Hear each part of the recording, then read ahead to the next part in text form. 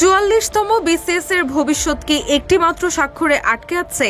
এই প্রশ্নই এখন সবার মনে। রিপিট ক্যাডার বিধি সংশোধন সংক্রান্ত ফাইলে প্রধান উপদেষ্টা ডক্টর মোহাম্মদ ইউনূসের চূড়ান্ত স্বাক্ষর আটকে আছে বলে অভিযোগ উঠেছে। অবসরপ্রাপ্ত অতিরিক্ত সচিব মোহাম্মদ মাহবুব কবির মিলনের এক ফেসবুক পোস্ট ঘিরে বিষয়টি নতুন করে আলোচনায় এসেছে, যা 21 অক্টোবর নিজ ফেসবুক টাইমলাইনে শেয়ার করে প্রধান উপদেষ্টাকে ফাইল ছাড়ার অনুরোধ জানান এনসিপির উত্তরাঞ্চলের মুখ্য সংগঠক সার্জিস আলম। ফেসবুকে সার্জিস আলম লিখেন, 44তম বিসিএস রিপিট ক্যাডার বিধি সংশোধনের ফাইল চূড়ান্ত স্বাক্ষরের জন্য আজ বহুদিন যাবৎ প্রধান উপদেষ্টার কার্যালয়ে পড়ে আছে।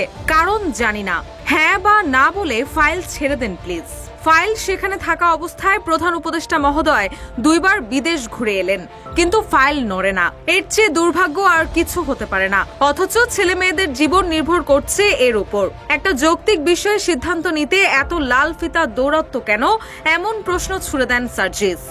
বান্ডেল থাকলে প্রতি সেনমানিতে টাকা বাঁচবে। বিকাশ সেনমানি বান্ডেল কিনে জিতুন প্রতি লেনদেনে।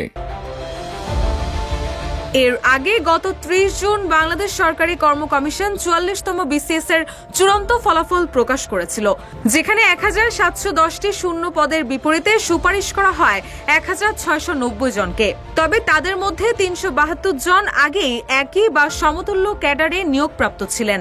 পরবর্তীতে এ বিষয়ে সংবাদ প্রকাশের পর সমালোচনা ও বিতর্কের মুখে পিএসসি বিধি সংশোধনের সিদ্ধান্ত নেয়, যাতে রিপিট ক্যাডারের জায়গায় মেধাক্রম অনুযায়ী পরবর্তী প্রার্থীদের সুপারিশ করা যায়। কিন্তু এটি এখনো নানা কারণে ঝুলে আছে। রুশা সুর, নিউজ ডেস্ক, ইত্তেফাক।